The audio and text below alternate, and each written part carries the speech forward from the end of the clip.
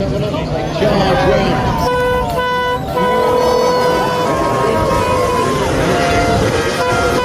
I think it's Tommy. Mark Brown is in third, definitely, but it looks like Tommy Searle's got the whole shot for the second time. Brown, I think